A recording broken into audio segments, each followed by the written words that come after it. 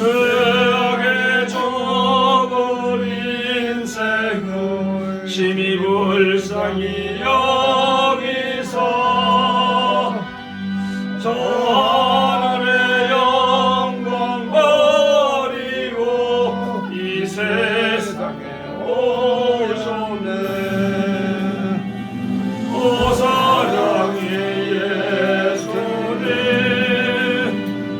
내 마음을 건넵니다. 곧 걸어와 나와 동거하며 내 생명이 되소서. 봄포로의 번고조는 가신 혈관 쓰시고 저 십자가 높이 달리사 그 아픔을 참았네. 오 사랑의 예수님, 내 마음을 건넵니다. 곧 걸어와 나와 동거하며 내 생명이 되소서. 미련한 우리 인생은 주의 공로를 모르고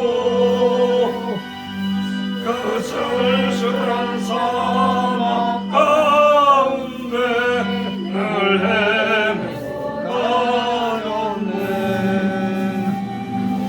오 사랑의 예수님, 내 마음을 건넵니다.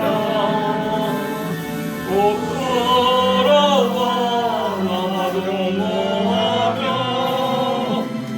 내 생명이 되소서. 아멘.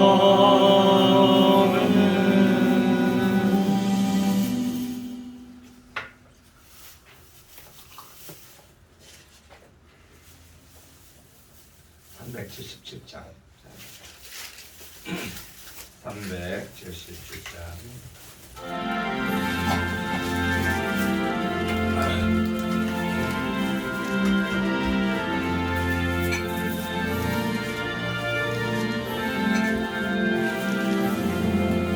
예수 따라가며 복음 순종하며 우리 행할 길 황하겠네.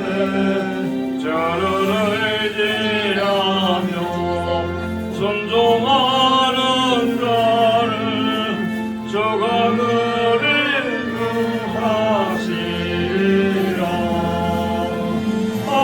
의지하고 순종하는 길은 예수 안에 즐겁고 복된 길이로다. 해를 당하거나 우리 고생할 때 주가 끝없이 하시겠네. 저를 의지하며 순종하는 자를 주가 합의해 주시리라. 의지하고 순종하는 길은 예수 안에 즐겁고 복된 길이로다. 남의 짐을 지고 슬픔을 위로하며 주가 상급을 주시겠네. 저를 의지하며 순종하는 자를 항상 축복해 주시리라. 의지하고 순종하는 길은 예수 안에 이리로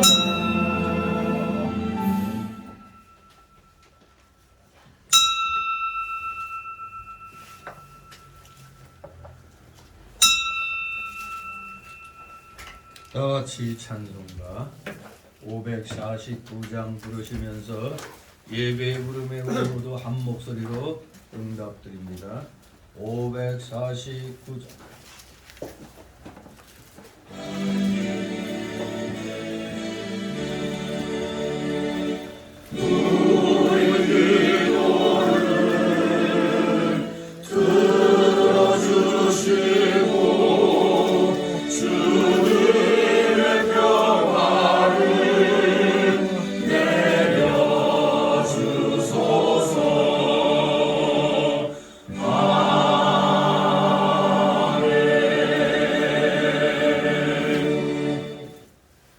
다같이 묵도드립니다.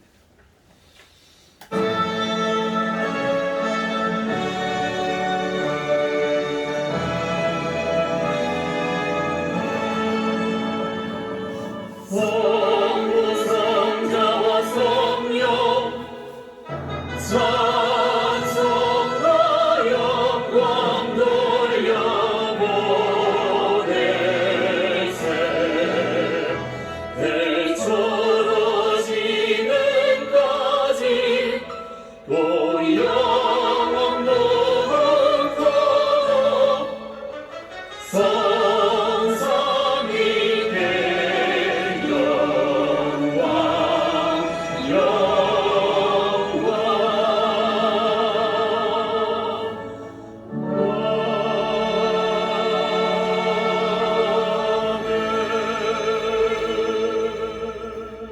여호와께서 너를 지켜 모든 환난을 면케 하시며 또 내 영혼을 지키시리로다. 여호와께서 너희의 출입을 지금부터 영원까지 지키시리로다. 아멘. 다같이 일어나셔서 찬송가 547장 하나님 앞에 올립니다. 547장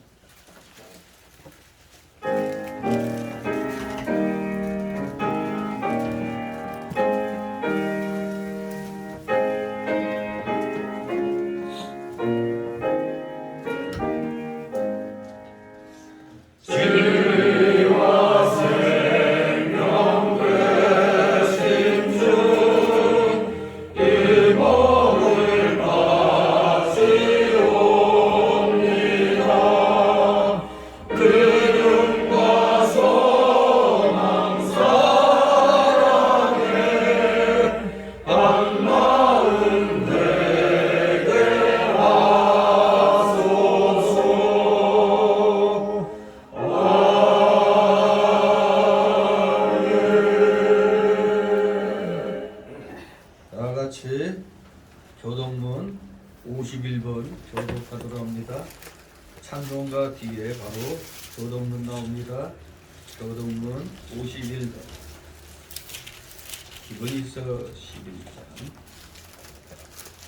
제가 먼저 읽겠습니다. 교동문 51번 히브리서 11장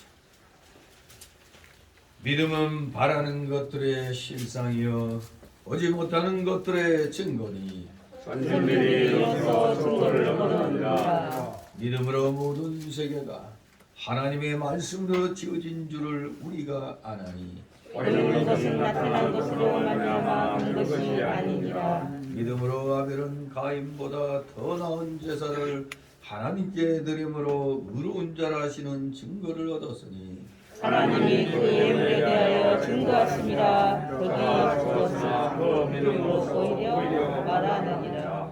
믿음으로 에녹은 죽음을 보지 않고 옮기었으니 하나님이 저를 옮기심으로 다시 보이지 아니하니라.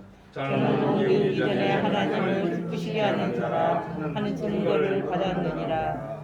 믿음이 없이는 기쁘시게 못하나니 하나님께 나아가는 자는 반드시 그가 계신 것과 또한 그가 자기를 찾는 자들에게 상 주시는 이심을 믿어야 할지니라. 아멘.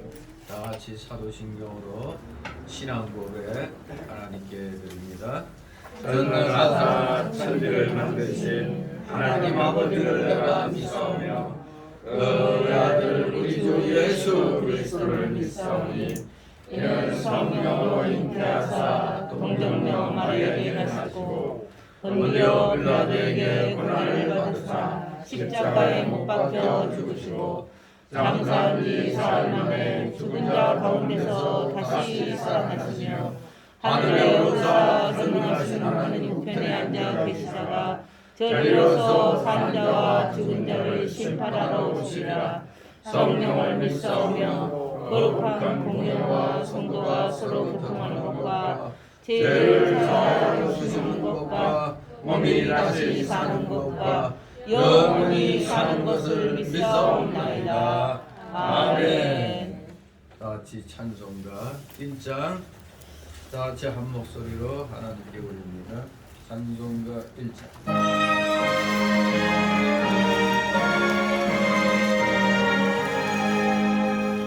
왕복의 근원 하나님 온 백성 찬송 드리고 서천사여 찬송하세 찬송 성부 성자 성령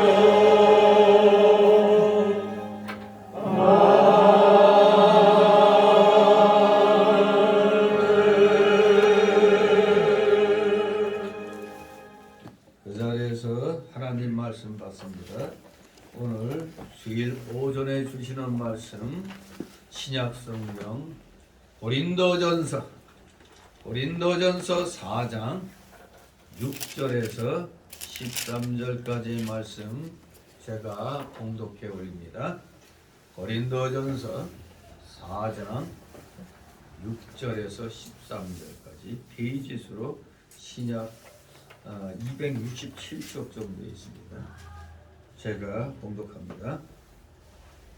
형제들아, 내가 너희를 위하여 이 일에 나와 아볼로를 가지고 본을 보였으니 이는 너희로 하여금 기록한 말씀밖에 넘어가지 말라 한 것을 우리에게서 배워 서로 대적하여 교만한 마음을 먹지 말게 하려 함이라.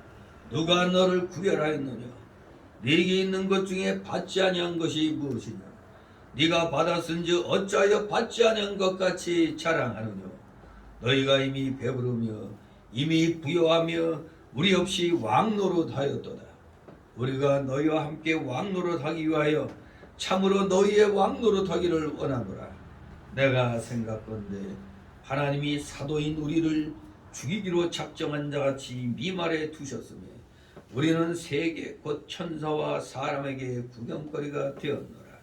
우리는 그리스도의 영고로 미련하되 너희는 그리스도 안에서 지혜롭고 우리는 약하되 너희는 강하고 너희는 존귀하되 우리는 비천하여 바로 이 시간까지 우리가 줄이고 목마르며 헐벗고 매맞으며 정처가 없고 또 수고하여 친히 손으로 일을 하며 후욕을 당한즉 축복하고 핍박을 당한즉 참고 다같이 13절 비방을 당한즉 권면하니 우리가 지금까지 세상의 더러운 것과 만물의 찢기같이 되었도다. 아멘. 모두 제자리에 앉아주시 바랍니다.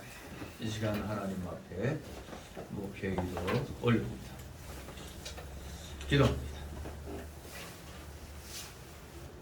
믿음은 바라는 것들의 실상이요 보지 못한 것들의 증거라고 하신 의로가신 하나님 아버지, 오늘도 주님의 사랑하시는 자들이 세상 일 뒤로하고 하나님 나라와 의를 먼저 구하고자 이렇게 우리의 그 모든 그 복의 근원 되신 주님에 대하여 증거하시는 귀한 생명의 말씀들을 들으러 이곳으로 주님 전으로 모아주셨으니 사랑하시는 자녀들 전심전력으로 이 시간 하나님 앞에 경배드리며 선포되는 말씀 마음판에 온전히 새기며 그 말씀대로 살기를 다짐하고 결심하는 귀한 오늘 이 오전 시간 또 오후 시간 되기를 소망합니다.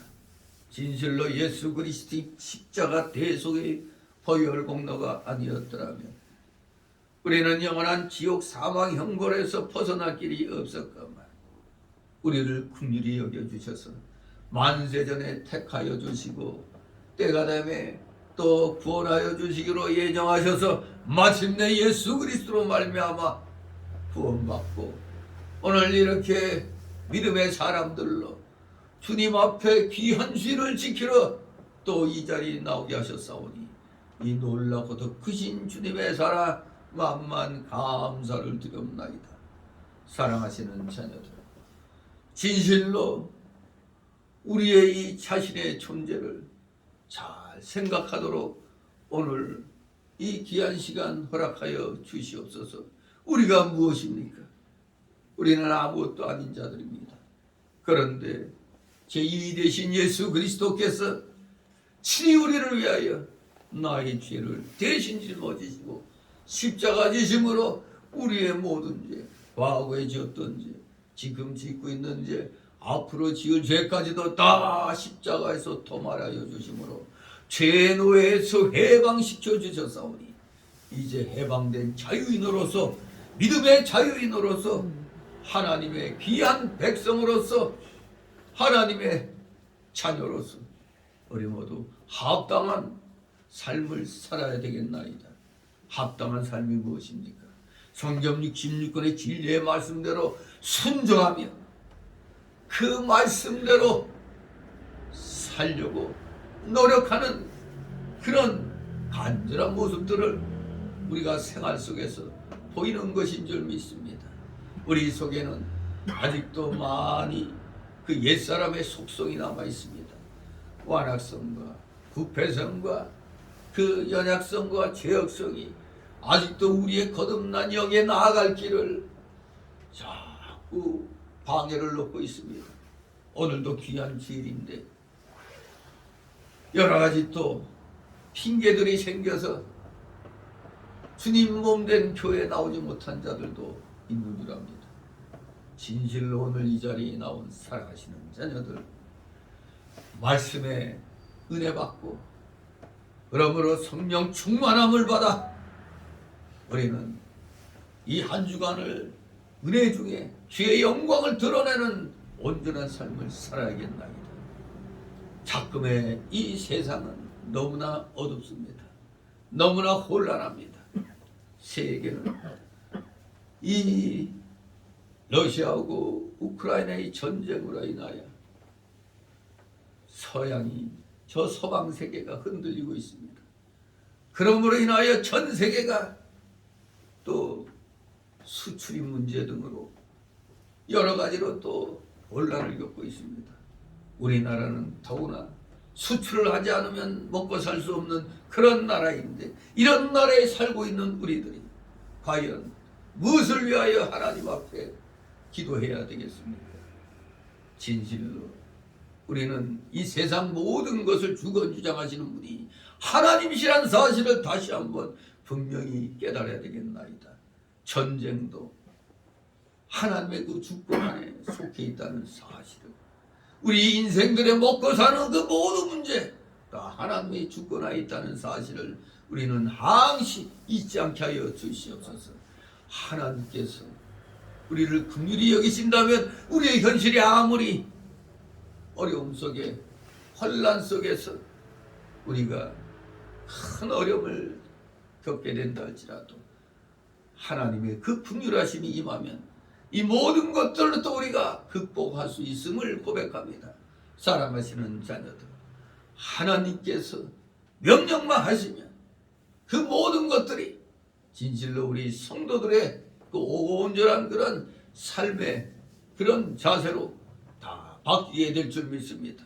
그러므로 우리 사랑하시는 자녀들은 오직 하나님 말씀에 입각해서 우리는 순종함으로 살아야 된다는 걸 다시 한번 마음판에 분명히 새기게 하여 주시옵소서.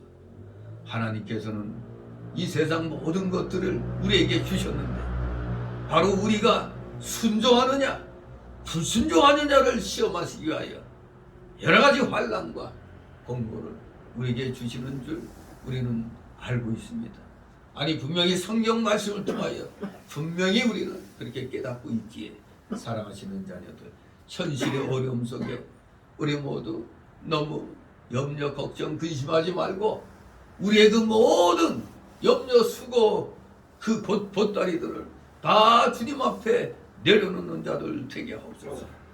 이 나라에 임하고 있는 여러 가지 그 어려운 문제들, 우리나라가 지난 5년 동안 빚더미 속에 있었는 줄도 미처 깨닫지 못하는 국민들도 많이 있습니다. 참으로 사방에서 망하고 쓰러지고 하소연 소리가 그 아우성처럼 들리는데도 못 깨닫고 있는 국민들이 또한 30-40% 이상 되니 우리 깨닫고 있는 우리 국민들이 앞장서서 하나님 앞에 우리의 모든 상황을 아뢰면서 이 모든 것이 정상적으로 이제 이루어지도록 하나님께서 다시 한번 또 새로운 지도자를 이 땅에 세우셨사오니 우리 모두 합심하여 이 악한 모든 현실들을 이겨나가게 하여 주시옵소서. 이북의 그 침략의 그 기운들을 우리가 주님을 의지하여 이 믿음으로 이북까지도 복음 통일할 수 있는 그날까지 우리 모두 최선을 다하여 하나님 앞에 우리의 중심을 온전히 드리는 자들 다 되게 하여 주시옵소서. 하나님께서 하시면 하시는 것인 줄 우리는 믿습니다. 이제 조만간 이북의 저 악한 무리들도 이제 무너지게 될 줄 믿습니다.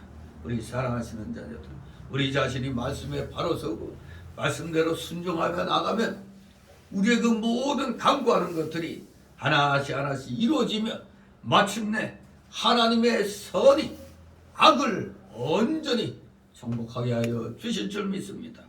사랑하시는 자녀들, 믿고 의지하여 우리 서로 성도 간에 다투지 말고 시기하고 질투하지 말고 위로하고 격려하고 권면하면서 믿음의 길 함께 잘 가도록 은혜 충만케 하여 주시옵소서. 부족한 자 이 시간 세워주셨사오니 이 시간 귀한 말씀으로 우리 성도들에게 이 진리의 생명의 말씀을 잘 증거할 수 있도록 주님께서 저를 부족한 저를 성령 충만함으로 붙들어 세워 주시옵소서. 입술과 영을 온전히 주건주장하여 주시옵소서. 우리 성도들도 들을 수 있는 귀야 또 볼 수 있는 눈을 허락하여 주시옵소서. 진실로 이 시간 내내 졸음막이 틈 못하게 하여 주옵시고 각종 잡념의 막이 다 내쫓아 주시옵소서. 모두 정신 차려 깨어 근신하는 온전한 그러한 자세로서 하나님 말씀 잘 받아서 마음판에 새김으로 진실로 이 말씀 가지고 한 주간 승리해 나가는 우리 사랑하시는 자녀들 다 되게 하여 주시옵소서. 감사드립니다. 모집 마치는 시간까지 주님께서만이 영광 홀로 받으시옵소서. 예수 그리스도의 이름으로 감사드리며 기도드려옵나이다. 아멘. 다 같이 찬송가 377장 377장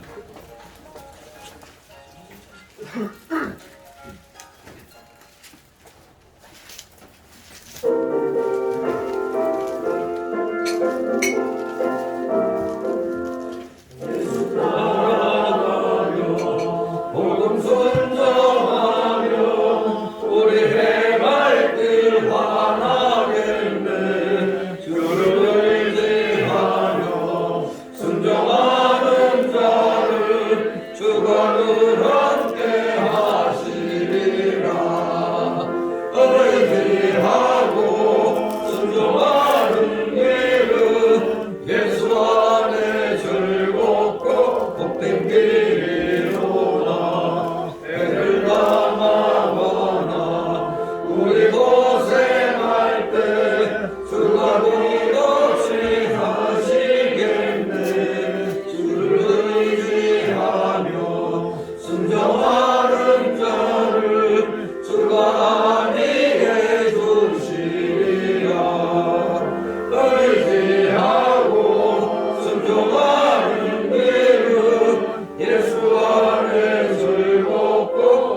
길이로다.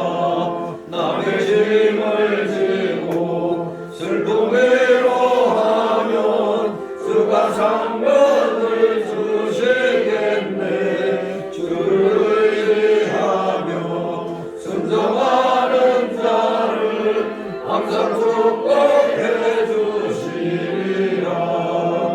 의지하고 순종하는 길은 예수 안에 즐겁고 복된 길이로다.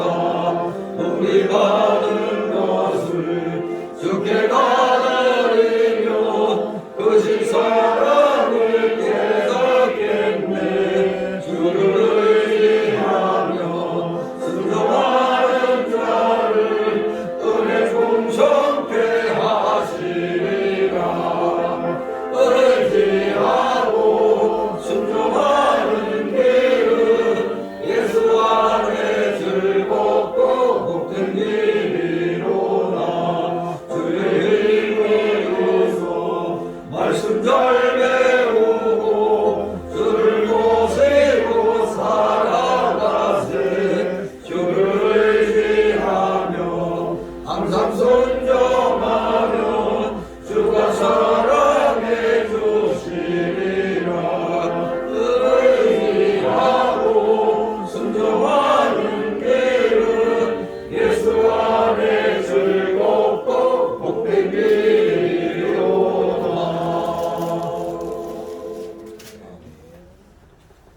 주님의 이름으로 여러분을 환영합니다. 네, 오늘 본문의 제목은 바로 그 7절에 나온 누가 너를 구별하였느냐, 누가 너를 구별하였느냐라는 제목으로 다 같이 말씀을 통해서 하나님의 은혜를 오늘 이 시간 충만히 받기를 소망합니다. 여러분들도 교만한 거 싫어하시죠? 교만한 거 좋아하십니까? 오늘 내용은 한마디로 우리 교만하지 말고 사도들의 그 겸손함을 본받아서 하나님 자녀로서의 합당한 삶을 살라는 그런 말씀인 것입니다.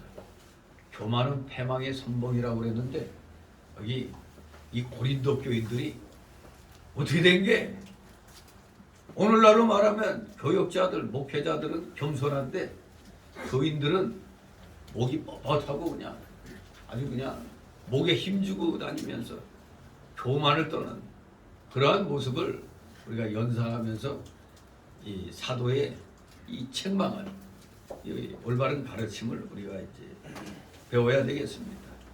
한마디로 오늘 이 말씀은 고린도 교인들의 오만불성과 사도들의 경기를, 그 겸손함을 풍자적으로 대조시키고 있습니다. 그러면서 우리 성도들의 그 모든 복은 다 하나님의 선물이며 겸손은 하나님의 사역을 위한 전제 조건이라는 것을 잘 보여주는 겁니다. 그렇기 때문에 사도가 모두가 교인들이 또 사도들이 함께 화합과 일치로 나가야 된다는 것을 권면하고 있는 겁니다.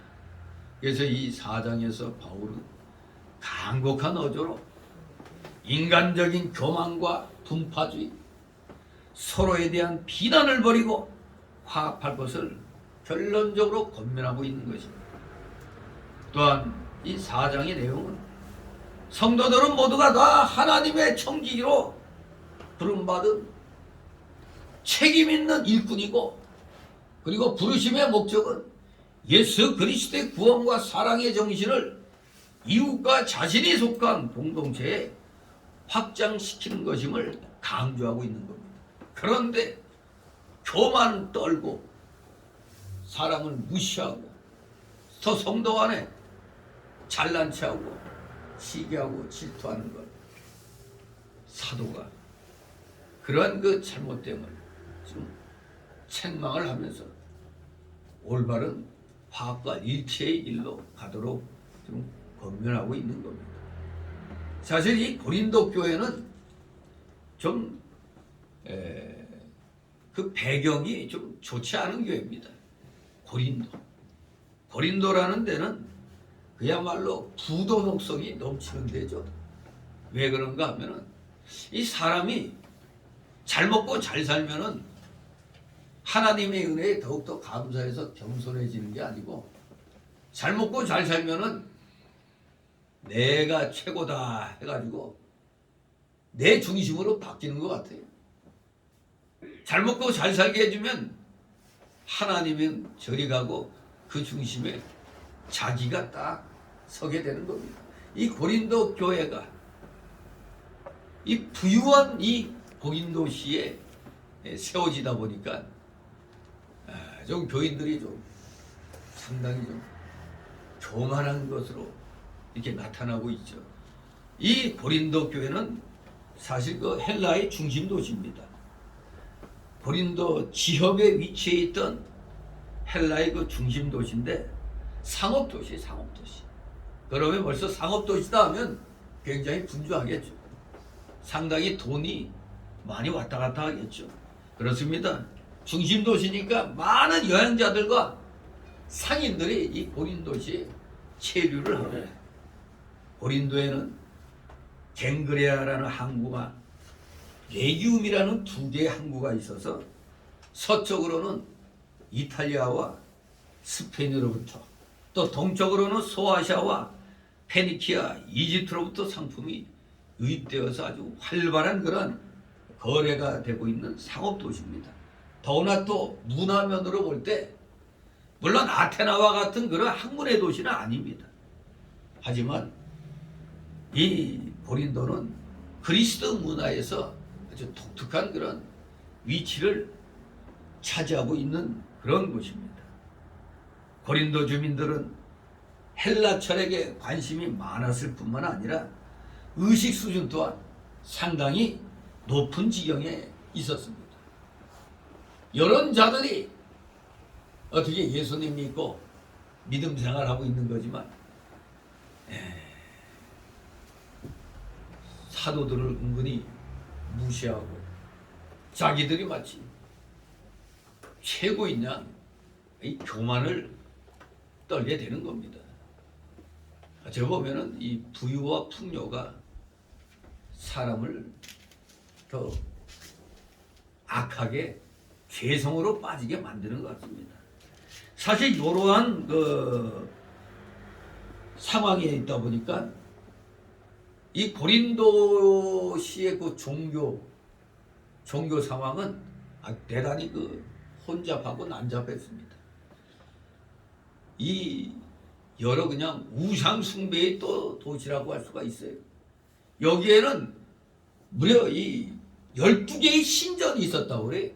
이 고린도시에는 우상 숭배의 12개의 그 적어도 12개 이상 아주 많은 신전이 있었던 그런 도시입니다. 그 신전들 중에서도 우리 기독교인이 보면은 가장 악명 높은 신전이라고 할 수 있죠. 악명 높다. 도대체 뭐 때문에 악명이 높느냐? 그게 바로 고린도 시의 그 가장 악명 높았던 것은 사랑의 여신 아프로디테, 사랑의 여신 아프로디테의 신전이었습니다. 그러니까 우리 기독교로 보면은 아주 타락의 최고봉이었다고 볼 수가 있죠. 우리 기독교하고는 완전히 맞지가 않는 데죠. 아주 악명이 높은 겁니다. 우리 기독교로 봤을 때는 사람들 타락시키는데 최고봉이었어요. 아프로디테 신전, 사랑의 여신. 벌써 뭔가 냄새가 펄펄 나죠. 사랑의 여신 아프로디테 신전. 또 그거 말고도 고린도시 북쪽에는 치유의 신인 아스클레피우스, 또 119나 219인가 거기에 보면 뱀 같은 그 표시가 있죠. 그 응급차들 보면 바로 여기에서 다 근거한 겁니다. 치유의 신 아스클레피우스 신전이 있었습니다. 그리고 또 이 도시 고린도시 중앙에는 아폴로 신전이 있었어요. 아폴로 신전. 그야말로 이 고린도시는 우상 숭배에 그냥 아주 그냥 굉장한 그런 도시였는데 여기 기독교가 파고들기가 매우 어려운 지역이었는데 바울 사도가 여기에다 교회를 세우고 전도를 열심히 했었던 것이죠. 자, 그런데 역시 지금 상업적으로도 아주 그냥 활발한 도시고 문화적으로도 굉장히 그 헬라 철학의 아주 의식 수준이 또한 대단히 높은 지역에 또 그 당시의 종교 상황이 대단히 혼잡한 아주 그 겉으로 보면 그냥 종교 생활이 대단히 풍요로운 그런 도시라고 할 수가 있습니다. 그런데 이런 데에서 도덕성을 과연 올바른 도덕성을 찾아볼 수 있겠느냐 이겁니다. 그야말로 바울 사도는 대단합니다. 우리가 보면 포기할 만한 그런 곳인데 야 저런 데서 어떻게 복음을 전하자 포기하기 쉬운 그런 상황인데도 하나님의 능력으로 선교해가지고 교회를 세우고 또 많은 사람들을 또 이렇게 감화시켜서 이렇게 교인으로 성도로 이렇게 다 만들었는데 역시 주위 환경은 무시할 수가 없어요. 우리 동양에서는 그 뭐죠? 맹자의 엄마가 3번 이사 다녔다는 게 맹모 삼천지교라고 얘기하죠. 아들의 그 교육을 위해서 시장 갔더니 시장 그 상인들 하는 거 보고 맨 그런 거 흉내내네요. 그 하여간 그 교육시키기에 너무 안 좋아서 나중에는 모두 그 글 읽고 하는 그런 데로 옮겼더니 또 거기에서 이제 열심히 또 글을 읽고 그런 것을 이제 보게 되는 거죠. 이 상황이 사람을 또 그렇게 만드는 겁니다. 교육 환경이 좋은 데로 마침내 옮겨갔더니 거기에서 또 열심히 이제 적응되니 맹자 엄마가 바로 그곳에서 이제 아이를 이제 교육시키게 된 거죠. 맹모 삼천지교라고. 우리 대한민국 부모들도 그렇죠. 옛날엔 치맛바람이라고 그랬죠. 옛날엔 치맛바람 우리나라에서. 근데 어느 때부터인가 또 바짓바람으로 또 바뀐 것 같은데 자식의 교육을 위해서라면 집을 전세주고 학군 좋은 데로 그냥 아예 그냥 월세 얻어갖고 이렇게 오고 막 그야말로 아주 대단했습니다. 이 환경을 무시할 수가 없는 겁니다. 환경. 그렇기 때문에 아마 우리 애들 공부시키는 데가 아주 도덕적으로도 아주 그냥 좀 안 좋은 곳이다 생각하면 아마 다 좋은 데 찾아 옮기겠죠. 여기 고린도시가 다른 상업도시들도 다 그렇습니다. 그러니까 상업도시들의 공통점은 이 상당히 부도덕한 것이 많이 있죠. 우리 어디 저기 번화가 같은 데 보면 술집이 엄청 많잖아요. 그 상업도시의 특징 중에 하나 또 이런 술집도 많은 겁니다. 고린도 역시 다른 상업도시들처럼 심하게 부패하고 타락한 곳이었어요. 그 중에서도 아까 악명 높은 무슨 신전? 사랑의 여신 아프로디테 신전이 있었다고 그랬죠. 그곳에는 무려 그들 종교니까 그렇다고 보겠는데 1000여 명의 창기가 있어요. 근데 우리 기독교인이 보면 창기인데 그들 종교로 보면은 그 창기들과 같이 잠자리를 하고 해야 그들의 이 종교적으로 복을 받는 거예요, 한마디로. 그러니까 그들 종교로서는 그게 맞는데 우리가 볼 때는 그야말로 이거 완전히 미친 그런 거죠. 이 1000여 명이나 되는 창기들이 아프로디테 신전에서 소위 이제 사제들과 같이 그러면서 오는 교인들에게 그 교를 믿는 그 교인들에게 이제 몸 팔고 다 그런 겁니다. 아무튼 그렇기 때문에 이들이 그런 가운데서 막 괴성을 지르고 뭐 하다 보면 이그 소위 우리 요새 은사주의자들이 자꾸 그 헛소리하는 그 방언, 즉 성경적인 방언이 아니고 그야말로 그 마귀 새끼들의 그 방언, 그것이 바로 다 이런 데서 나온 겁니다. 그래서 성경에 보면 고린도서를 논할 때 꼭 그 방언이 나오지 다른 때 그런 거 없어요. 바로 고린도시가 타락해서 이런 이방 종교들이 특징이 방언이거든요. 그들과 그냥 교합하면서 그냥 막 그런 이상한 소리 막 하면은 자기들 신하고 연결이 된다는 겁니다. 그게. 그러니 그런 데서 물이 들어있는 사람들이 예수 믿고 교회 나오니까 마치 우리 한국 사람들이 그 옛날에 새벽 그 뭐야 비나이다 잘하죠. 우리 한국 사람들이 또 새벽에 그 뭐 정한수 떠놓고 비나이다 하는 이것이 오늘날 대한민국의 새벽 기도회 하는데 아주 그 좋은 밑거름이 된 거예요. 그렇게 하던 것을 하나님께로 이렇게 바꾼 거거든요. 그러니까 이 고린도 교회의 교인들도 맨 그 이상한 종교에서 그들 섬기면서 그들과 이렇게 또 창기들과 이렇게 교합하면서 막 이렇게 그냥 해대는 거. 그런 방언, 그런 마귀 방언 하던 게 습관이 되어 있기 때문에 교회에 나와서도 그 습관이 있는 겁니다. 마치 우리나라 사람들 교회 다니면서도 아직까지 직분을 맡고 있는 사람들이 아직까지도 제사 지내고 하는 그것이 뭡니까? 예수 믿기 전에 그 습관이거든요. 아이 그래도 이거는 해야지 하고 예수 믿어도 여전히 그 제사 지내는 사람 많이 있거든요. 그 습관이라는 게 그렇게 쉽게 없애지 못해요.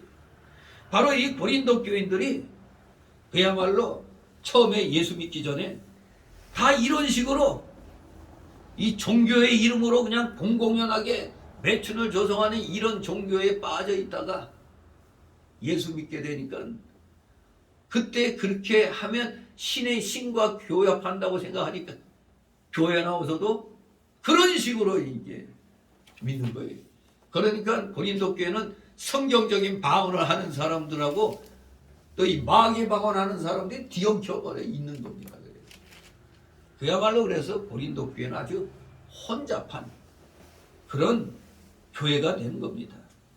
아무튼 고린도시가 바로 이러한 도덕적인 타락이 너무 유명해져 가지고 이제 용어가 생겼어요. 용어가.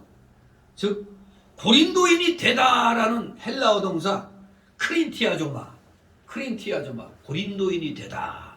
이 뜻이 고린도인이 너 고린도인이 됐구나. 그 말이 뭡니까? 성적으로 부도덕하게 되다. 그런 의미를 가지게 된 겁니다. 고린도인이 된다는 그 말이 결국에는 그 당시의 고린도시의 그 상황과 어울려서 성적으로 부도덕하게 된다라는 그런 의미를 가지는 나쁜 의미의 그런 단어가 되어버린 겁니다. 너 고린도인 됐구나. 이 말이 바로 뭐예요? 너 성적으로 되게 부도덕하구나. 이 얘기가 되는 겁니다. 네, 바로 이렇게 사는 사람들을 갖다 바울이 전도했으니 그 대단한 거죠. 아무튼 그래서 이 고린도시에 고린도교를 세워가지고 소위 말하는 고린도 전후서를 쓰게 됐는데 로마서하고 고린도 후서하고 또 갈라디아서하고 이 고린도전서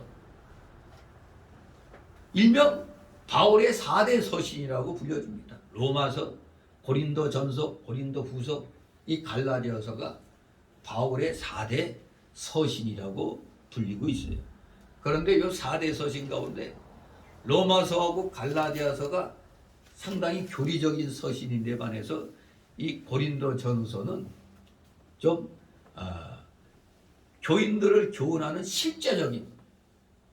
실제적인 삶 속에서 무슨 문제점 같은 걸 해결해주는 교회 생활에서 일어나는 일들을 실질적으로 해결해주는 그런 실제적인 서신입니다. 그래서 이 고린도전서를 보면은 그 당시 고린도 교회에서 여러 가지 그 상황들이 일어난 것을 바울 사도가 서신으로 이렇게 가르쳐주는 그런 내용들이 많이 기록이 되어 있어서 이 고린도전서는 실제적인 생활적인 그런 서신이라고 얘기를 합니다. 특히 이 고린도전서는 그 당시 초대교회 생활 모습과 실제적인 그 문제점들이 아주 분명하게 드러나 있기 때문에 오늘날 이 초대교회의 그 내면 생활 및 그 초대교회 역사 연구에 아주 귀중한 자료를 제공해주고 있습니다. 아무튼 이 고린도전서 목회 신학의 좋은 본보기가 되고 왜 실제적인 문제점들, 교회에서 일어나는 실제적인 문제점들을 해결해주는 그런 서신이니까 목회 신학의 아주 좋은 본보기가 됩니다. 그리고 초대교회의 실제적인 그 내부 모습들을 보여주는 아주 소중한 역사적 자료로 평가되고 있고, 그리고 지적 경제일은 하나의 그 오늘날로 보면 완벽한 그런 논문으로서 그 문학적 가치가 아주 탁월하다고 인정되고 있습니다. 아무튼 바울 사도가 AD 51년 가을 고린도 지역을 떠나자마자 바울이 떠난 그 교회는 아니나 다를까 인도자가 선교하러 자리를 비운 사이에 고린도시의 타락한 분위기의 영향, 그리고 그들의 그 미약한 신앙으로 말미암아 여러 가지 문제가 발생이 됐던 겁니다. 그래서 이에 바울 사도가 그들의 잘못을 지적하고 그들이 제기한 문제들에 대해서도 아주 논리정연하게 답변하는 가운데 한 내용이 오늘 우리가 이렇게 대하게 되는 겁니다. 그래서 오늘 우리가 4장 6절 13절을 보지만 이러한 말씀이 나오게 된 그 배경을 봐야 되는 겁니다. 바로 1장에서부터 쭉 이 4장까지 교회 분쟁 문제에 대한 그 책망 및 답변의 내용이거든요. 교회 분쟁에 대한 그 책망하고 답변입니다. 바울의 답변. 왜냐? 그 당시 고린도 교회는 소위 몇 개의 파로 나눠져 있습니다. 바울파, 아볼로파, 베드로파, 예수파 등으로 나뉘어서 서로 분절과 비난과 정죄를 일삼았어요. 그런 내용이 이제 1장에 소개됩니다. 그래서 이에 대해서 바울은 믿음이 성령으로 말미암는 하나님의 능력과 은혜임을 분명하게 2장에서 지적해주고, 또한 고린도 교인들 사이에서 성행하는 이 분파주의는 그들의 지식과 의를 드러내기보다는 바로 지적인 교만, 그 상당히 수준이 높은 수준이라고 그랬죠. 헬라 철학의 또 영향을 받고, 그것은 결국에는 지적인 교만과 영적인 미성숙을 폭로할 뿐이라는 것을 3장에서 책망을 합니다. 따라서 성도들은 자신을 가르친 복음 사역자나 자신의 지식을 자랑할 게 아니라 오직 구원과 영생의 소망을 주신 그리스도를 자랑하고 오직 그분만을 의지하는 삶을 살아야 된다는 걸 이 4장에서 설명해주고 있는 겁니다. 그래서 우리가 이제 우리 성도가 그런 거 자랑하지 마라. 네 것도 자랑할 것도 없고, 그렇다고 나 사도 나 자랑할 것도 없다 이거. 오직 그리스도만을 자랑하고 그리스도만을 의지하는 삶을 살라고 이렇게 귀한 교훈을 주고 있는 겁니다. 자, 그래서 오늘 6절 13절을 두 단락으로 나눠서 살펴봅니다. 첫 번째 단락은 6절 8절로 고린도 교인들의 교만, 두 번째 단락으로 9절 13절 사도들의 겸손, 한마디로 교만과 겸손에 대해서 설명하고 있습니다. 먼저 6절 8절의 첫 번째 단락으로 고린도 교인들의 교만. 자, 6절 같이 있습니다. 형제들아 내가 너희를 위하여 이 일에 나와 아볼로를 가지고 본을 보였으니 이는 너희로 하여금 기록한 말씀밖에 넘어가지 말라 한 것을 우리에게서 배워 서로 대적하여 교만한 마음을 먹지 말게 하려 함이라. 아멘. 예, 사도 바울이 이렇게 이제 이들에게 권면하고 책망하는 이유를 제가 지금 초두에 요약해서 여러분들에게 설명드렸죠. 부패 타락한 그런 도시, 상업적으로 매우 번성하니 모두 상당한 부유를 누리고 있는 가운데서 상당히 또 철학적으로도 높은 그런 의식 수준을 갖고 있는 그런 교회 교인들. 그런데 그들의 바탕은 바로 온갖 우상 숭배로 찌드는 도시의 그 습관들이 자기들에게도 되어 남아 있는 겁니다. 그러니까 교회에 들어와서 예수 믿고 구원은 받았어도 이 바탕이 아주 그냥 좋지가 못해요. 바탕이 아주 교만과 그냥 세상 그런 아집으로 가득 차 있었던 겁니다. 그러니 지도자가 잠시 자리를 떠나니까 대부분의 본성들이 나오는 겁니다. 서로 이제 잘난 체 하는 거죠. 그렇기 때문에 바울 사도가 나 자신과 아볼로를 가지고 본을 보였으니까 왜 본을 보였느냐? 너희로 하여금 기록한 말씀밖에 넘어가지 말라고 했다 이겁니다. 기록한 말씀밖에 넘어가지 말라. 지적 교만에 사로잡혀 특정한 사역자를 중심으로 파당을 지으며 분쟁을 일삼는 데 대한 경고의 메시지인 것입니다. 저 앞에 기록된 교훈들을 지켜라 이겁니다. 쭉 자기가 이 책망하며 권면한 것들을 지켜서 겸손하게 분수를 지키라는 것입니다. 그런 의미로 기록한 말씀밖에 넘어가지 말라고 그랬어요. 그래서 전통 사본을 보거나 옛날 그 킹제임스 역본을 보면은 기록한 말씀 이상으로 사람들에 대하여 생각하지 말라. 기록한 말씀 이상으로 사람들에 대해서 생각하지 말라 이겁니다. 결국 이것은 앞당겨서 얘기하면은 뭐 나 바울, 아볼로, 베드로 뭐 이거 사람이야. 이 사람 이상으로 너무 내세우지 말라 이겁니다. 앞에서 언급한 대로 복음 사역자들은 하나님이 사용하신 사람들에 불과한 겁니다. 사람들에 대해서 그 이상으로 말씀 이상으로 넘어가면 안 된다 이겁니다. 요즘에 아주 교만 떠는 목사들이 있어요. 그 합동식에 저 머시기는 아니 목사의 설교가 성경 위에 있어요?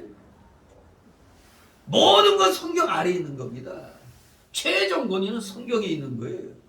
목사들도 아무리 유명하고 설교 잘해도 중간중간에 실수할 수가 있는 거예요. 하나님 말씀에서 조금 이렇게 옆으로 튀어나갈 수 있는 것들이 있어요. 설교에는. 그런데 목사의 설교는 성경 위에 있다 이런 말하면 안 되는 거죠. 이게 바로 그런 겁니다. 무슨 이 복음 사역자들 오늘날 이 목사들 하나님이 사용하신 사람에 불과한 거지.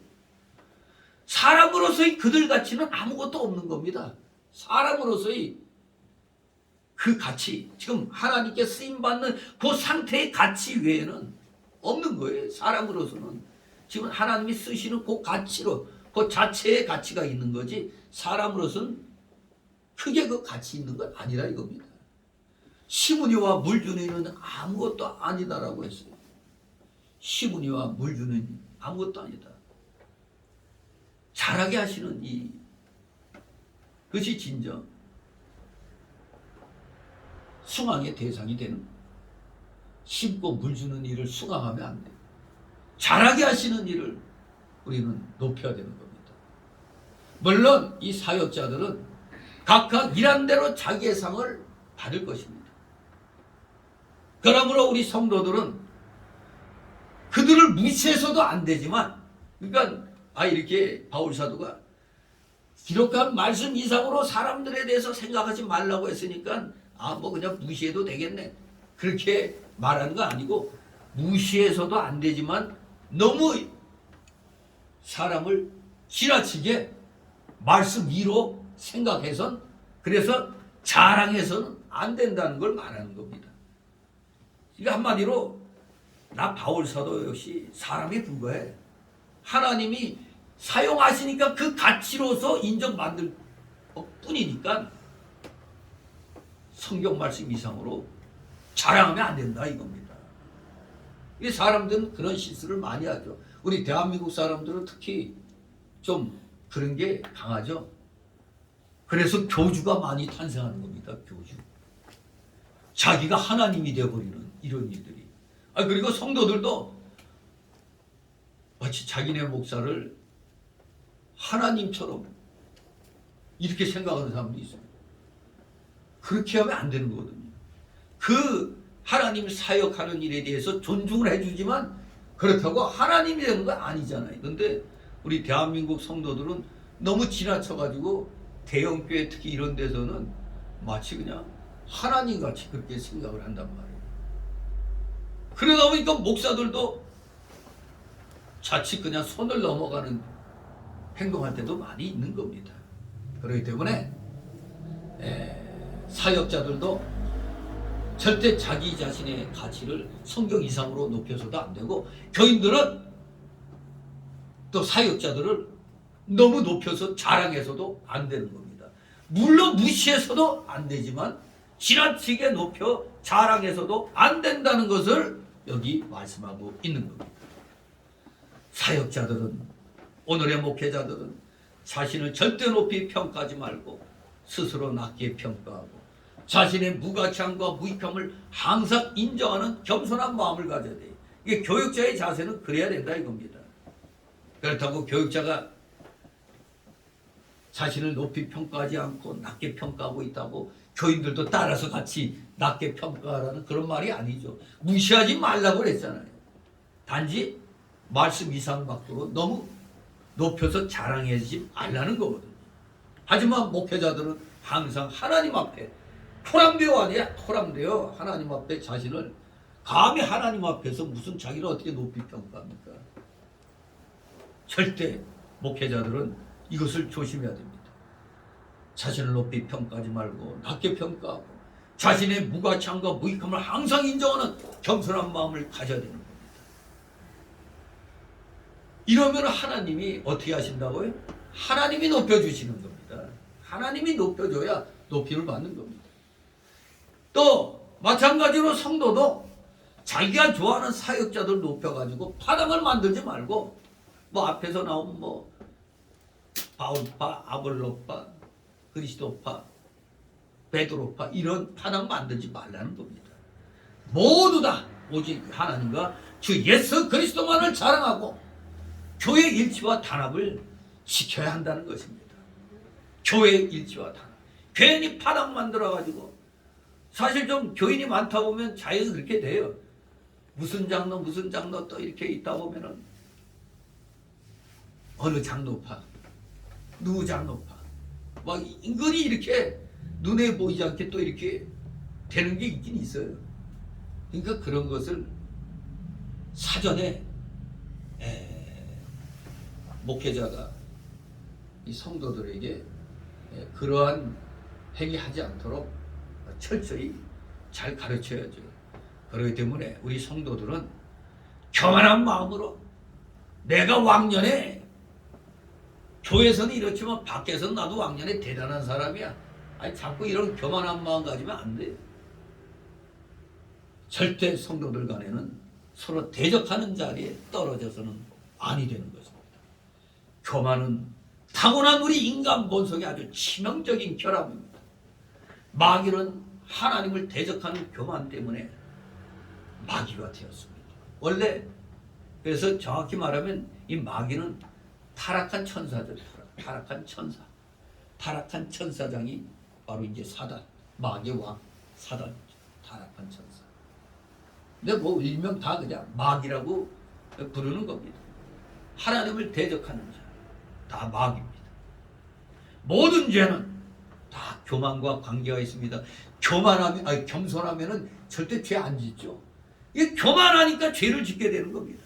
사람이 하나님 앞에서 겸손하다면 우리는 당연히 하나님을 믿고 하나님의 명령을 순종할 것이지만 자기 스스로가 조금이라도 교만한 마음이 들어있는 사람들은 하나님을 잘 믿지 않습니다. 그게 하나님 말씀 잘 순종하지 않아요. 왜? 그건 옛날에 하는 말이고 지금 시대가 어떤데 자꾸 이 말씀 가지고 적용하려고 하느냐고 이제 아주 교만 떨죠. 하나님 말씀은 예나 지금이나 앞으로도 동일하게 그대로 살아서 역사하시는 말씀입니다. 그런데 조금 좀 교만한 들어간 사람들은 이건 좀 성경을 좀 안다고 이 성경은 그 AD 몇 년경에 90년 그 안에 다 그때 기록된 거 지금부터 2000년 전에 기록된 그 말씀인데 어때 이거 가고 그래요 하라고 하느냐. 아주 잘난 체를 떨죠. 다 그게 교만인 겁니다. 그러니 그런 마음 가지면 순종할 마음이 안 생기죠. 그러니까 세상에 박사학위 여러 개 갖고 있다고 성경 말씀을 알아요? 성경 말씀을 연구하고 또 성령의 충만함을 받지 않으면은 성령의 조명의 역사를 받지 않으면 성경 말씀 세상에 아무리 박사학위 여러 개 갖고 있어도 겉으로밖에 몰라요. 그냥 역사적인 배경이나 상황 그것만 알지 여기에 성령의 조명의 역사를 못 깨닫게 됩니다. 말씀에서 살아 숨쉬는 하나님의 그 숨결을 깨닫지 못하죠. 그러니까 겉껍데기만 가지고 지식 가지고 목사를 대적하죠. 목사가 좀 무식하게 이런 식으로 나오죠. 그래서 목사들도 세상 지식에 대해서도 어느 정도는 다 공부를 하고 있어야 되는 거예요. 그래서 학부 4년을 그래서 또 배우는 거죠. 일반 대학 4년과 비슷하게 그렇게 하는 거예요. 아무튼 우리 어떻게든지 조금이라도 교만한 마음이 싹 트면 안 되겠습니다. 남을 무시하는 마음이 들면 벌써 그것은 교만합니다. 교만. 바로 내 자신을 높게 평가하는 마음이 교만 아닙니까? 교만한 마음은 자기 자신을 대단한 존재로 크게 생각하는 겁니다. 그는 항상 나는 다른 사람보다 나은 점이 많다 그렇게 생각하는 거예요. 이런 생각이 있으면은 그 사람은 교만한 사람입니다. 다른 사람보다 나은 점 많아. 물론 긍정적인 사고방식으로 그렇게 생각하는 건 좋은데 요게 교만이 돼가지고 사람을 무시하고 멸시하는 상황이 되면 안 되죠. 어느 정도 자신감을 갖는 건 좋으나 그 자신감 가지고 상대방을 무시하면 안 되는 겁니다. 만약 무시한 점이 일어난다면 그게 교만이 돼버리는 거예요. 내가 다른 사람보다 나은 점이 많다고 생각하는 건 긍정적인 사고방식으로 좋은데 그걸 가지고 남을 무시해버리니까 교만이 되는 겁니다. 사람은 교만할 때 자신에 대한 냉철한 평가를 하지 못하고 자기 위치를 벗어나게 돼요. 그렇습니다. 자기 위치를 벗어나요. 자기 위치 벗어나는 게 마귀입니다. 그게 자기 위치를 지켜야 돼요.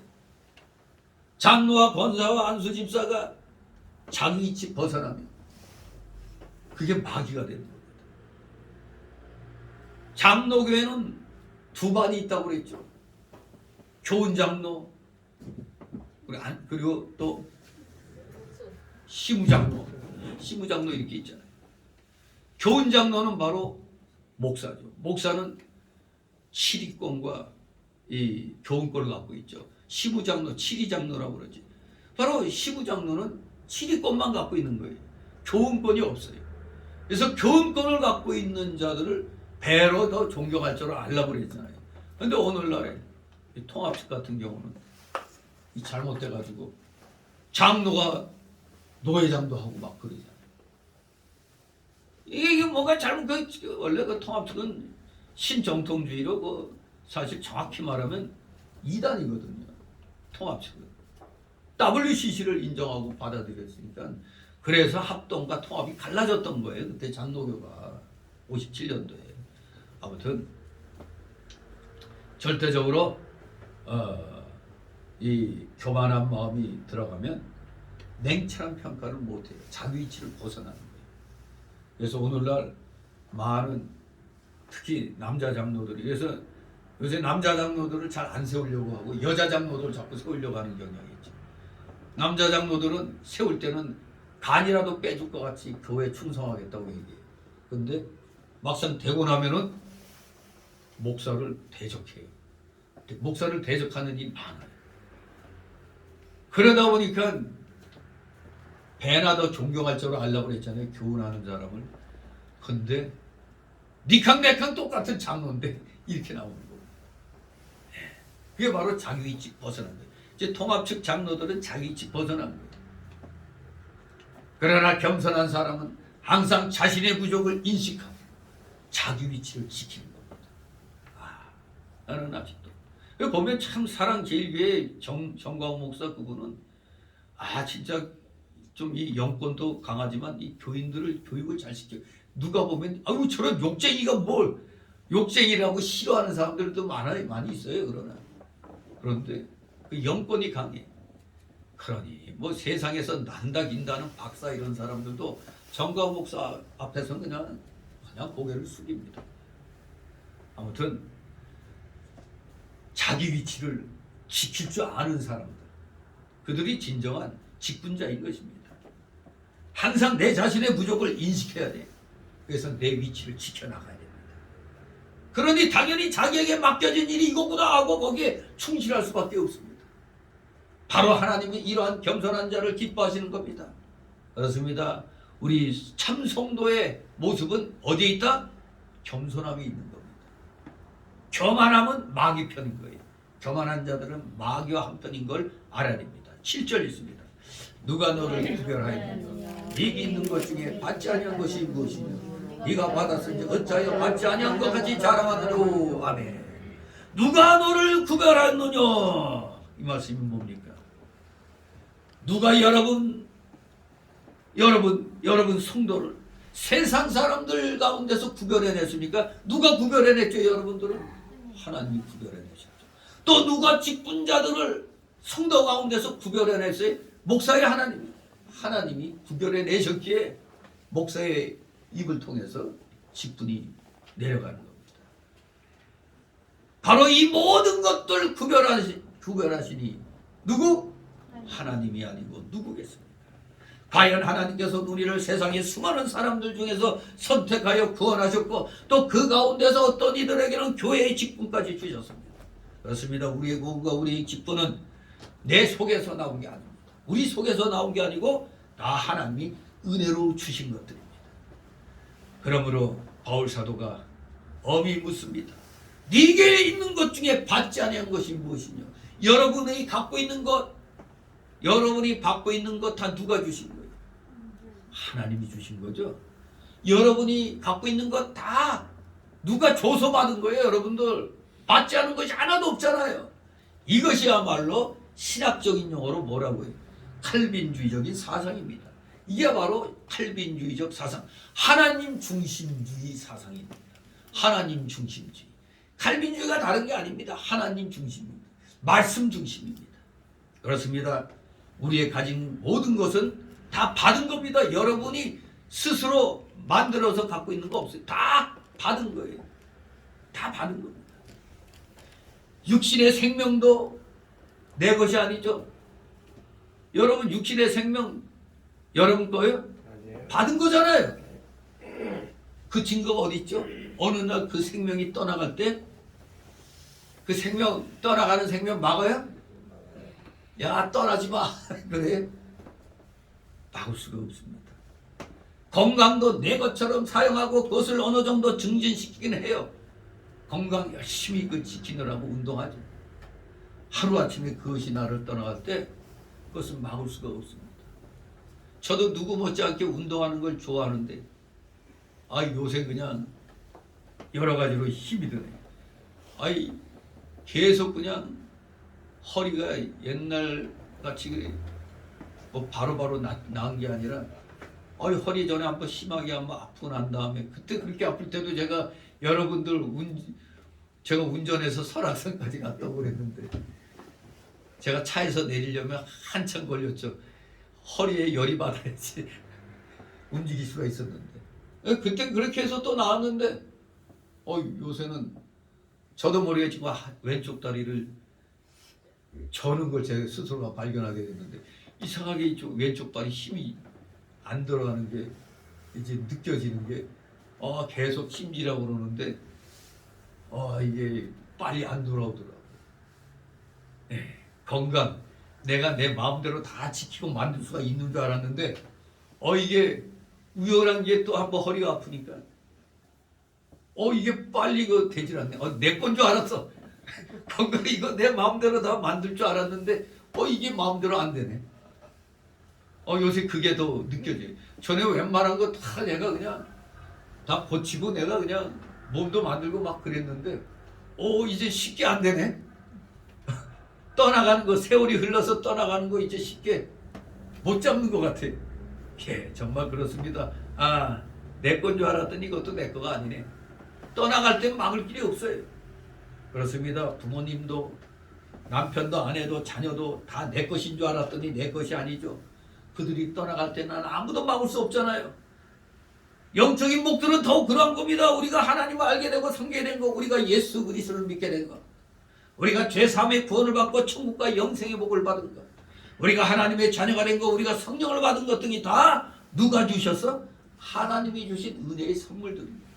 다 하나님이 주신 은혜의 선물들. 생각해보면 이 세상의 모든 영적인 것들과 육적인 것들이 다 누구에게로부터 왔어? 하나님에게로부터 다 온 겁니다.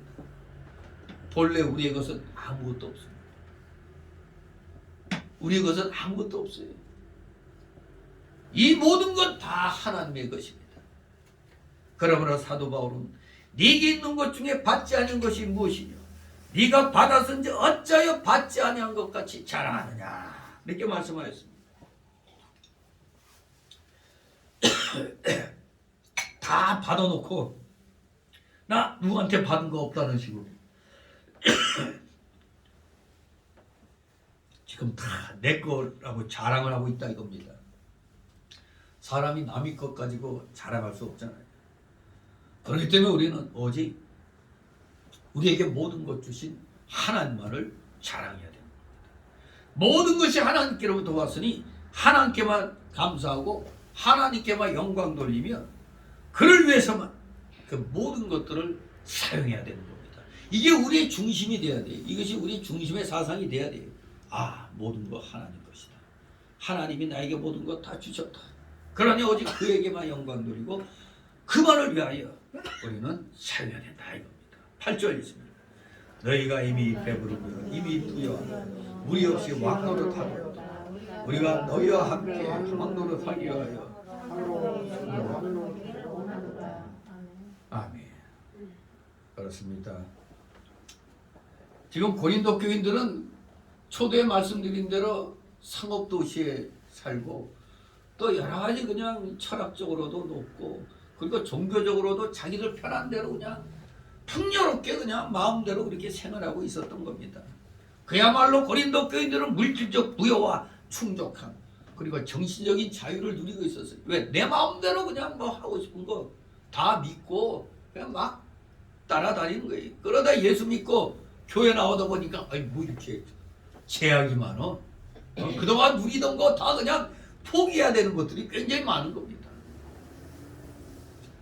근데 우리가 교인에 대해서 성도로서 삶을 살 때 우리가 갖고 있는 물질적 부요함이 이게 다 죄냐 이겁니다. 반드시 그런 건 아닙니다. 반드시 이 물질 자체는 죄가 아닙니다. 우리 예수 믿는 사람들이 이왕이 안 믿는 사람보다 더 잘 살면 좋은 겁니다. 그래야 하나님의 일을 더욱더 이 세상에서 풍요롭게 할 수가 있어요. 그럼 왜 자꾸 마치 풍요한 게 죄인 것 같이 얘기하느냐? 뭐 때문에 그러냐? 왜 그렇게 얘기하느냐? 바로 그 물질 때문에 그들의 마음이 높아져 가지고 서로 분쟁하고 파당 만든다면은 그 부요함과 풍족함, 그 자유는 복이 되지 못한다는 겁니다. 그게 있음을 해갖고 마음이 높아지는 거예요, 그냥. 그래서 교만해져. 그러니까 막 남을 무시하고 그냥 막 싸우고 아 우리끼리 모이자 뭐 이러고 우리가 최고야 이렇게 되니 그게 복이 못 된다는 겁니다. 그러니까 물질 자체로서는 죄가 아니에요. 그걸 잘 사용해야 하나님께 인정받는 건데, 그러니까 여러분도 자신감을 가지고 열심히 바르게 생활하면서 하나님 물질 줍소서 그거 잘못된 거 아닙니다. 물질을 우리가 죄악시하면 안 돼요. 열심히 하면은 당연히 물질이 오게 돼 있는 거잖아요. 열심히 하면. 그런데 열심히 할 때 조건이 있죠. 하나님 말씀의 범위 안에서 열심히 해야지 말씀 밖을 넘어서 가지고 열심히 하면 안 되는 거예요. 바로 오늘 주일인데 오늘 돈벌이 하러 다니는 사람들 말씀 밖을 넘어섰죠. 구약시대 같으면 오늘 새벽에도 민수기 15장을 통해서 안식일 범한 자들의 어떻게 처벌하라고 그랬죠? 누가 그냥 새벽에 안식일 날 나가서 나무했어. 그랬더니 그 사람을 이스라엘 백성이 잡아왔어. 똑같은 이스라엘 백성 아니 어떻게 할까요? 했더니 하나님이 죽여라 그랬어요.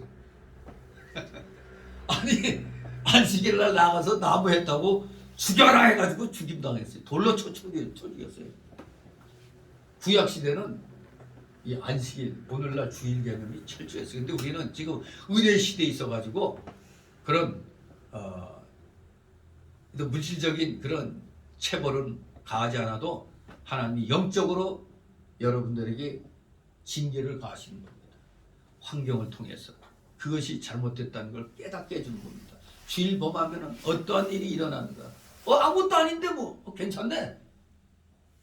그러다가 어린 나이의 믿음이면 하나님이 그냥 봐주시죠. 어느 때까지 봐주세요. 그러나 어느 정도 믿음 생활하고 좀 일을 해야 될 사람이 뭐야 자기 돈벌이 하러 주일도 보내고 있어. 그러면 영락없이 한 방 걷어 차이게 됩니다. 그러니 조금 차이느냐 크게 차이느냐 조금이라도 차이면 안 되죠. 스스로 빨리 깨닫고 회개하면서 하나님 앞에 나와야 됩니다. 열심히 일하는 건 좋으나 성경 말씀 범위를 벗어나면 안 되는 겁니다. 열심히 일하십시오. 열심히 버시기 바랍니다. 그래서 물질 많이 벌어서 하나님의 영광을 위하여 사용한다면 이보다 더 좋은 것이 어디 있어요. 근데 물질을 많이 벌다 보니까 주일 범하게 돼요. 제가 전에 얘기했잖아요. 이게 국민일보에 나왔던 내용 아니에요. 어느 교회 집사가 가난했는데 굉장히 그냥 새벽에 나오고 열심히 하나님께 기도 생활하고 교회 봉사를 열심히 했는데 어느 날 하나님이 물질에 복을 줬어. 그래서 건물을 하나 샀어. 그러면 더 감사해가지고 더 열심히 믿음 생활할 줄 알았는데 이게 웬일입니까? 이게 새벽 예배도 잘 안 나오고 이제 주일도 쑥쑥 빠져. 왜?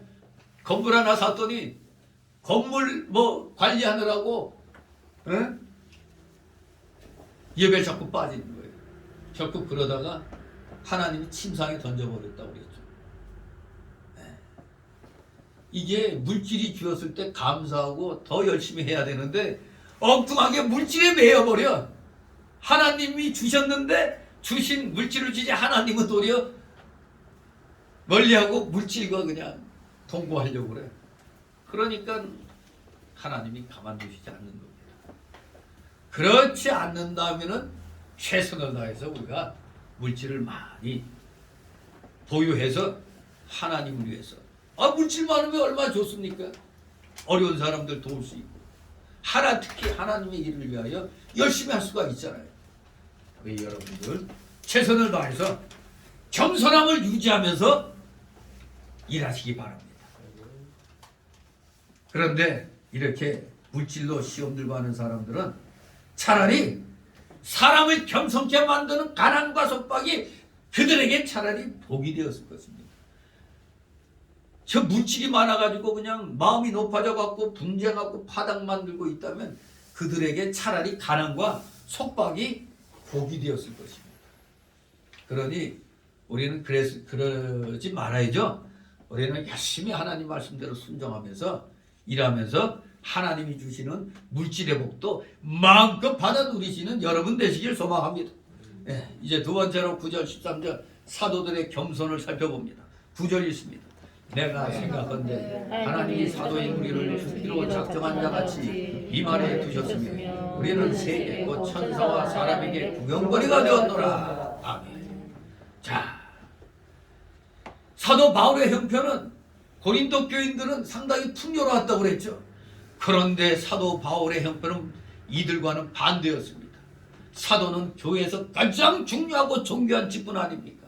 사도는 주 예수님께서 직접 선택하시고 말씀을 위탁하시며 기적 행할 능력을 부여하신 자가 사도입니다.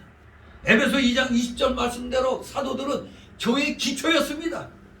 그러나 하나님께서는 그 존귀한 직분자들을 우리가 이해하기 어렵죠. 존귀한 직분자들 죽이기로 작정한 자까지 미만에 두셨다고 그랬어요. 이걸 보면은 이거 누가 이거 이 사역자로 나가겠는가? 사역자가 되면 하나님이 모든 거 이제 분들이지 않게 해주셔야 되는데 어떻게 된 게? 근데 이것도 시대를 잘 타고나야 돼요.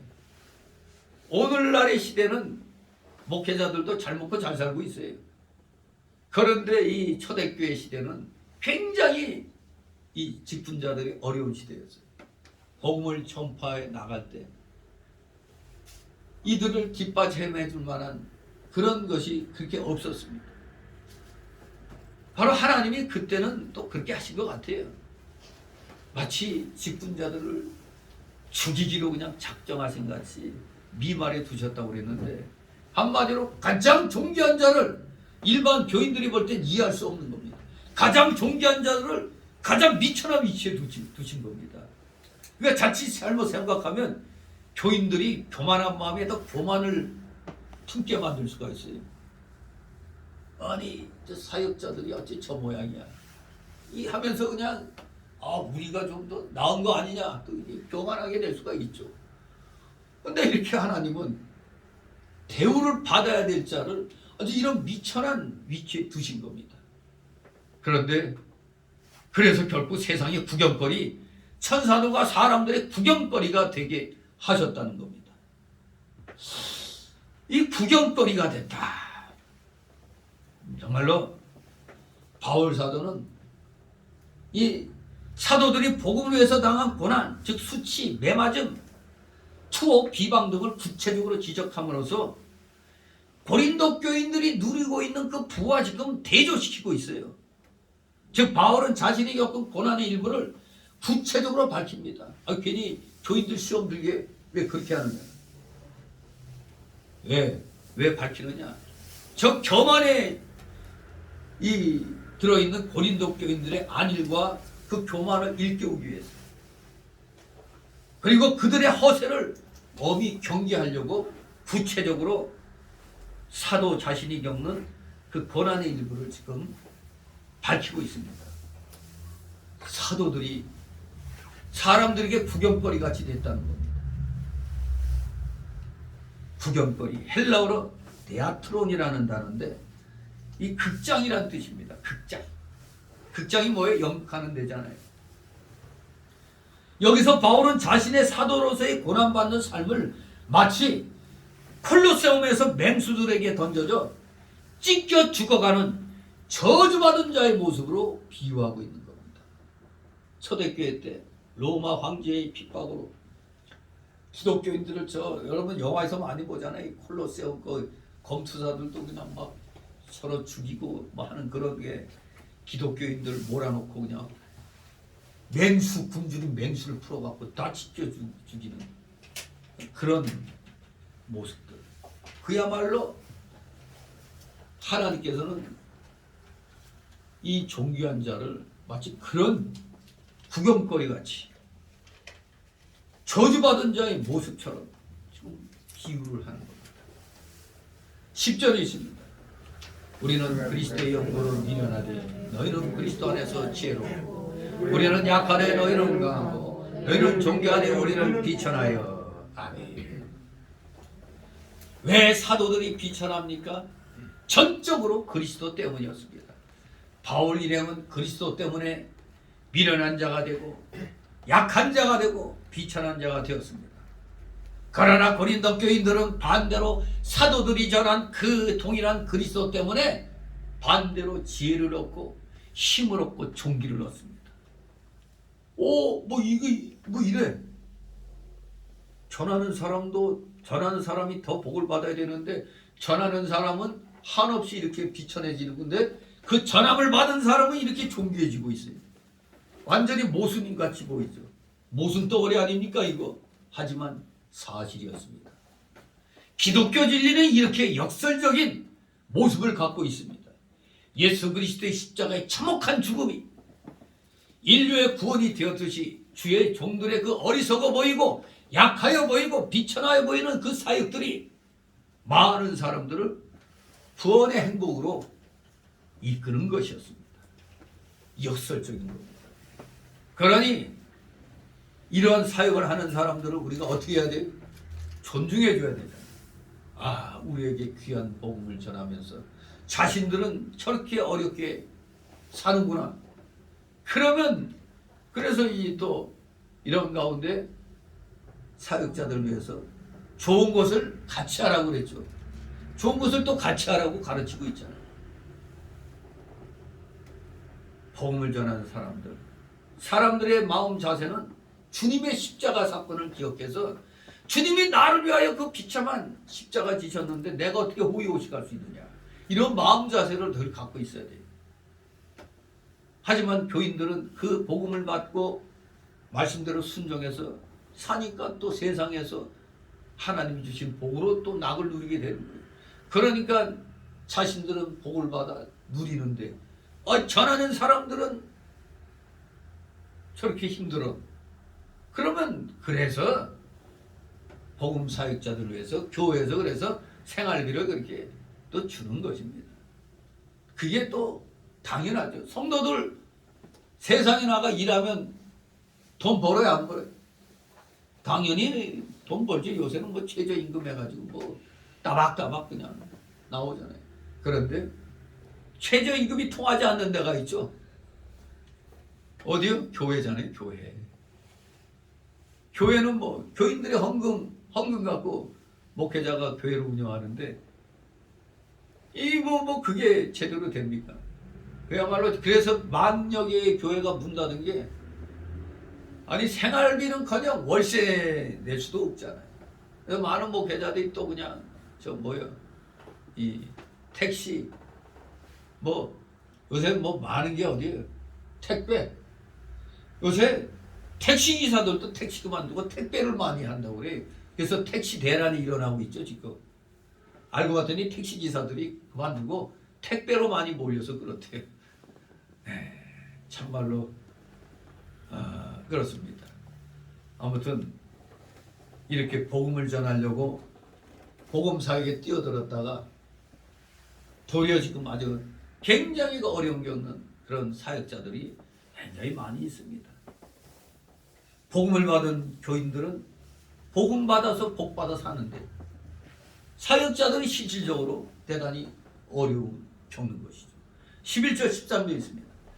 바로 이 시간까지 우리가 줄이고 목마르며 헐벗고 매맞으며 정처가 없고 또 수고하여 친히 일을 하며 후욕을 당한 즉 축복하고 핍박을 당한 즉 참고 비방을 당한 즉 권면하니 우리가 지금까지 세상의 더러운 것과 만물의 지기가 되었도다. 아멘. 이렇게 사도 바울은 자신의 고난의 삶의 면모를 간증하고 있는 것입니다. 정말로 복음을 위해서 당하는 고난, 수치와 매맞음과 투옥과 비방을 아주 지금 구체적으로 얘기를 하고 있습니다. 고린도 교인들이 그 소리 들으면 놀랄 수밖에 없죠. 주의 일을 하는데 어찌 저렇게 어려움을 당해? 우리는 지금 괜찮게 살고 있는데 깜짝 놀랄 거 아닙니까? 하지만 바울 사도는 교인들을 깨워주기 위해서, 일깨우기 위해서 자신의 고난의 삶의 면모를 지금 증거하는 겁니다. 간증하는 거죠.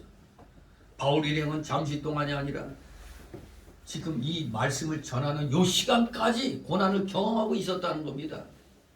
그들의 당한 고난의 현실은 그야말로 먹을 것과 마실 것이 없고 입을 것이 없고 또 걸핏하면 매맞고 또 거처할 것도 없어요. 진짜 무슨 나그네 방랑자 아니 어떻게 보면 거지같이 돼버린 거예요. 거처할 곳이 없이.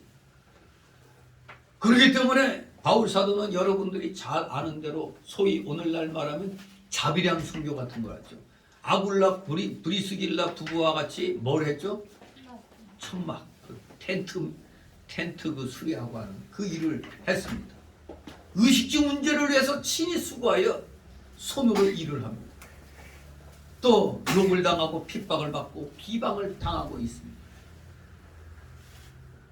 그런데도 바울 사도와 사역자들은 자신들을 욕하고 핍박하는 자들을 위해서 축복하고 참고 권면하였다니 복음을 전하려고 그런 것입니다. 바울은 자신들을 한마디로 너무 비참하게 표현하고 있죠. 세상에 우리가 지금까지 세상에 더러운 것과 만물의 찌기같이 되었다. 지금 각 대학교 대학원의 신학대학원들이 지금 사람이 부족해요. 지원자가 지금 점점 줄어들고 몇 개 대회는 다 미달이고 막 그래요. 왜? 이번 코로나 팬데믹을 통해서 보니까 전 재산 갖고 있던 거 다 팔아가지고 교회를 하나 개척했는데 이건 뭐 그냥 교인들이 순식간에 코로나로 인해 가지고 교회를 떠나고 막 이래 버리니까 교회가 유지가 되겠어요? 그냥 졸지에 그냥 거지같이 돼 버리는 겁니다. 그냥. 그러면 목회자 혼자 그러면 괜찮죠. 가족들은 또 어떻게 해야 되지? 그만큼 힘들어지는 거죠. 정말로 지금 어려움을 겪고 있는 목회자들은 이 사도의 이 말이 아마 뼈에 사무실 겁니다. 자, 내가 이렇게 세상에 더러운 것과 만물의 찌기까지 되다니. 아주 그냥 이보다 더 비참한 일이 어디 있겠어요. 자, 그런데 사역자들은 알아야 될 것이 있습니다. 왜 하나님께서 사도들을 이 사역자들을 이렇게 비천함에 두실까? 이게 목적이 있는 겁니다. 이 목적을 바로 알면 아무리 힘들거려도 하나님을 원망하며 자기 자신의 처지를 비관하지 않게 되는 겁니다. 왜 하나님이 사도들을 말씀을 증거하며 사는 사역자들을 이렇게 비참한 상황에 두셨을까? 그 목적이 있습니다. 첫째, 그것은 그들로 겸손케 하기 위한 것입니다. 사역자들이 교만할까 봐. 나 하나님일 뿐이야 하면서 그냥 그 교주들은 그래서 돈 많이 벌었겠죠.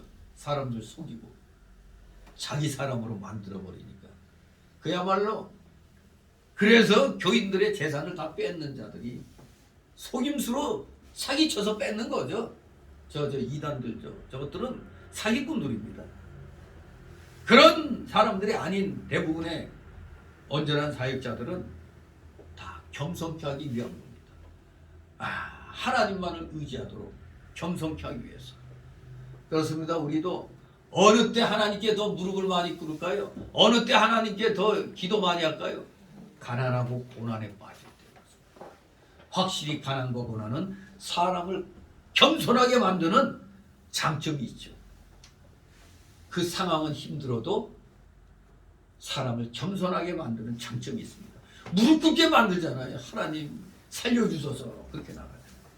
바로 하나님은 바로 사역자들을 겸손케 하기 위한 그 훈련의 방편으로 이렇게 비참한 위치에 놔두는 겁니다.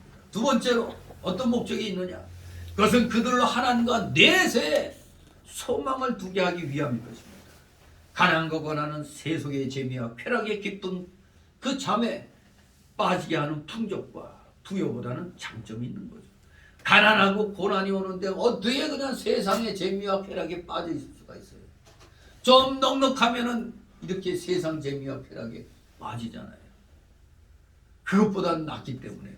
그래서 먼저 사역자들은 하나님과 내세의 소망을 철저하게 두도록 하기 위해서 아주 이 비천한 처지에 놓이게 하신 겁니다. 요걸 거쳐야 이제 그 다음에 좀 성도들을 통해서 이제 어느 정도 이제 또 풍족하게 또 만들어 주시죠. 요 사항이 거쳐지지 않으면은 되게 그런 목사들이 있죠. 남의 교회 부목 개척에 있다가 교인들 꼬셔가지고 딱 개척해 나오는 사람들. 그 사람들 아주 쉽게 개척하는 거죠. 교인들 끌고 왔으니까. 그런데 그런 교회는 대부분 오래 못 가요. 왜? 자기가 피땀 흘려 전도하고 양육한 게 아니기 때문에 어느 날 한순간에 그냥 무너지는 일이 많이 있습니다. 자기가 끌고 나왔으면은 거기 끌고 본 교회는 어떻게 되겠어요? 교회는 그야말로 그냥 분란 속에 있게 되겠죠. 어려움 속에 빠지게 되겠죠. 그런데 본인이 끌고 나가고 하다가 좀 어려운 일이 생길 때 교인들이 좀 싹 떠나버려요. 그러면 아이 교회 못하겠다고 문 닫는 사람들 많죠. 아무튼 이 세상의 풍족과 부요가 좋은 건 좋지만 자칫하면 세속의 재미와 쾌락에 빠지게 하기 때문에 하나님은 내세 또 하나님께만 소망 두게 하기 위해서 비천함의 사역자들을 두시는 겁니다. 세 번째 비천함에 두신 목적은 이 사도들의 가난은 믿음이 어린 신자들에게 경제적 부담을 주지 않게 하기 위한 것이다. 믿음이 어린 신자들에게 경제적 부담을 주지 않기 위해서 사도들을 이런 비참함에 두시는 그 하나의 또 목적이 되겠습니다. 왜냐하면 사도들이 아주 잘 먹고 잘 살고 있으면 교인 입장에서 자기는 너무 그냥 비참하잖아요. 그래서 시험에 드는 겁니다. 그래서 이 목회자들한테도 그렇게 가르치죠. 무슨 차를 타더라도 그 교회에서 제일 잘 사는 자와 제일 어렵게 사는 자의 중간 정도. 그러니까 목회자는 그 교회의 중간 수준을 맞추라. 그런 얘기를 했는데 실질적으로 대형 교회 그렇습니까? 안 그렇죠. 재보급차로 그냥 교인들이 그냥 아니 장로들이 권사들이 이렇게 해버려요. 아 우리 체면이 있지 목사님이 어디 이렇게 돼버리는 거예요. 근데 일반적으로는 사도들의 가난은 이 어린 신자들 믿음이 약한 사람들은 그런 걸 모르잖아요. 아이씨 우리 헌금 받아갖고 지만 잘 먹고 잘 사네 이렇게 시험 들거든요. 그렇기 때문에 그런 자들에게 시험 주지 않게 해서 사도들을 이렇게 하나님이 비천함에 두게 하신 겁니다. 네 번째로는 진리의 진리됨을 증거하기 위한 것이라고 봅니다. 진리의 진리됨을 증거하기 위한 것이다. 즉 진리운동이 단지 호구지책이거나 육신의 빵을 위한 것이 아니고 영혼의 구원과 영생의 도리라는 것을 증거하기 위한 것일 겁니다. 아 복음을 바로 전하니까 아 복음이 저런 것인가 그저 그냥 먹고 살려고 자기 그냥 앞가림만 하려고 하는 건가 보다. 와 저렇게 사람들 속여갖고 돈 빼가지고 자기만 잘 먹고 살려고 하는 거다 이렇게 보일 수도 있거든요. 그런 소리 안 듣게 하려고 이거 먹고 살기 위해서 하는 게 아니다 이겁니다. 영원과 영생의 도리라는 걸 증거하기 위해서는 먼저 복음 사역자들이 이 비천함에 처한 모습을 봐야 되는 거예요. 처음부터 그냥 잘 먹고 잘 사는 걸 보면은 시험 드는 거거든요. 아 그래서 우리나라 교회들도 한때는 야 목사 되면 잘 먹고 잘 사는구나. 왜? 대형교회 목사들 보니까 맨 그냥 최고급 차에 그냥 뭐 한 달에 뭐 생활비가 얼마 막 이러잖아요. 그냥 상상할 수 없을 만큼 많이 받고 하는 걸 보고 아 나도 목사 되겠네. 아니 전에는 서로 목사 되려고 하는 사람들이 많았다고 그래요. 근데 지금 코로나 팬데믹을 먹고 난 다음에는 신학교 안 가려고 그러죠. 근데 이게 호구지책을 위한 게 아닌데도 사람들이 이렇게 착각을 하는 겁니다. 어쩌면 그래서 예수님이 이 사역자들, 사도들을 부르실 때도 하나같이 다 실업자들 택했어요? 예수님이 사도들 뽑을 때 사도들이 다 실업자였어요? 아니죠. 다 지금 자기 배 가지고 배로 쉽게 말하면 업을 하던 사람들이에요. 뭐 업을 하고 가난한 줄 아세요? 도리어 바닷가 가니까 야 그때 제가 놀랐어요. 장례식에 갔었는데 아니 세상에 바닷가에 사는데 잘 살대. 아니 노름을 하는데 어두컴컴한 데서 뭘 앞에 이렇게 쌓아놓고 노름해요. 나 그래서 제가 뭔가 했더니 돈뭉치야 돈뭉치. 아 세상에 돈뭉치를 이만큼씩 쌓아놓고 노름을 하더라고요. 여기서 그 처음 봤거든요. 아니 어부들이 무슨 돈이 많다고 저래? 하긴 자기 배 갖고 있잖아. 한 번 딱 나와서 그냥 가득 채워갖고 만선돼서 오면은 그게요 수억 원 벌고 막 그러잖아요. 저 그때 처음 봤어요. 그때 난 노름을 할 때 뭐 그냥 뭐 TV나 이런 거 먹고 뭐 칩 같은 거 쌓아놓고 이런 게 하는 거 봤는데 물론 저기 무슨 깡패 영화 같은 데서야 그냥 돈다발 갖다 놓고 막 턱턱 꺼내놓고 하는데 내 눈으로 민간인들이 어두운 데서 그냥 이 장례식 그 마당에서 돈보따리 이렇게 쌓아놓고 하는 건 생전 처음 봤거든. 반다고 무시하면 안 됩니다. 부자들이에요. 우리 예수님도 열심히 자기 생업에 종사하는 사람들을 뽑아온 겁니다. 그래서 오늘날에도 할 일이 없으면 목회할까? 천만에 대부분 많은 목사님들도 자기 영역에서 아주 잘 나가던 사람도 많이 있습니다. 잘 나가는 양반들이 그거 다 걷어치우고 그냥 주님을 위해서 나온 사람들이 상당히 있어요. 물론 뭐 실패해서 뭐 이렇게 한 사람도 있지만 저도 잘 나갈 때 욕을 먹으면서도 직장을 그만두고 나온 사람이 중에 하나죠. 아무튼 이렇게 복음운동은 호구지책이 아닌 겁니다. 구원과 영혼의 구원과 영생의 도리를 증거하기 위해서 하는 일인 것입니다. 마지막 다섯 번째로 비천함에 두시는 목적은 복음 사역자끼리 십자가에 달리신 주 예수 그리스도를 따르는 것과 하나님의 영광만을 구하는 것임을 증명하게 하기 위해서입니다. 복음 사역자끼리는 예수님의 뒤를 따르는 거다. 십자가의 비참한 죽으심, 그 십자가의 죽으심 너무너무 비참하잖아요. 영화로서도 그거 봤을 때 얼마나 비참합니까? 그 십자가의 죽음을 따르는 겁니다. 오직 하나님의 영광만을 구하는 것이기 때문에 모든 것 다 뒤로 하고 하나님만을 쫓아가니까 호구지책이 무슨 호구지책이요? 어떨 땐 굶주리기도 하고 쫓겨나기도 하고 매맞기도 하고 그러는 겁니다. 오직 하나님의 영광만을 구하는 것임을 증명하기 위해서 이렇게 하나님의 일꾼들, 이 사도들, 이 사역자들을 이렇게 비천함에 두는 것이라는 걸 분명히 기억하시 바랍니다. 일반적으로 우리 사람들은 세상에서 높아지고 존경받고 부여해주고 존귀한 자가 되기를 원하는 겁니다. 다 그렇잖아요. 일반적으로 다 이런 생각하고 있잖아요. 그러나 우리 하나님께서는 성경에서 세상의 영광이 헛됨을 받지 말씀해 주십니다. 그 유명한 전도서에 뭐라고 되어 있죠? 전도서 2장 3절에 전도자가 모든 것이 가로되 헛되고 헛되며 헛되고 헛되니 모든 것이 헛되도다. 헛되다는 말을 5번이나 했어요. 헛되고 헛되며 헛되고 헛되니 모든 것이 헛되도다. 사람이 해 아래서 수고하는 모든 수고가 자기에게 무엇이 유익한고.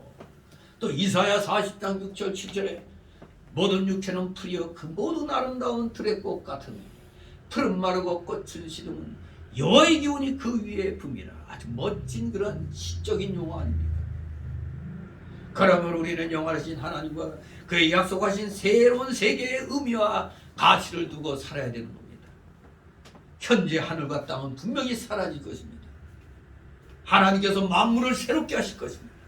새 하늘과 새 땅, 새 하늘, 새 땅, 곧 새 예루살렘이 올 것입니다. 그것은 예수 그리스도의 재림으로 물론 이루어질 것입니다. 지금 세상에 돌아가는 이치를 보면 정말 종말이 다가온 것을 느끼게 됩니다. 예수님의 재림이 가깝게 느껴지고 있습니다. 우리는 이 세상의 헛되고 무가치함과 오는 세상의 참된 가치를 알고 우리 모두 하나님 중심, 말씀 중심, 진리 중심으로 살아가려고 다시 한번 결심하고 노력하시는 여러분 되시기를 주님의 이름으로 축원합니다. 기도합니다. 거룩하신 하나님 아버지 은혜를 감사드립니다. 사랑하시는 자녀들 다시 한번 물질은 중요한 것이고 우리에게 꼭 필요한 것이지만 하나님의 영광을 위해서는 물질도 초계처럼 버릴 줄 알아야 된다는 걸 우리는 깨달아야 되겠습니다. 하나님의 존귀한 사역자들이 이렇게 비천한 그런 상황에 놓이게 되는 것 다 우리 인간 속에 남아있는 그 교만함 때문에 하나님이 훈련시키기 위해서 우리를 어려운 상황 속에 이렇게 놓아두는 것인 줄 분명히 알아야 되겠습니다. 하지만 다 하나님의 시험의 때가 지나가면 귀한 복이 또 임하게 될 줄 믿습니다. 영적인 복은 물론이거니와 세상에서 필요한 물질의 복 또한 우리 성도들 받아 누릴 수 있는 믿음의 실력자들로 날마다 성장하게 하여 주시옵소서. 우리 속에 남아있는 옛사람의 이 속성을 날마다 쳐서 복종시키며 우리 예수 그리스도의 본을 받아 우리 또 사도들의 그 본을 받아 늘 겸손함으로 하나님 앞에 나아가는 진실된 믿음의 자녀들, 믿음의 일꾼들 다 되게 하여 주시옵소서. 감사드리며 예수 그리스도의 이름으로 기도드리옵나이다. 아멘. 다 같이 찬송가 383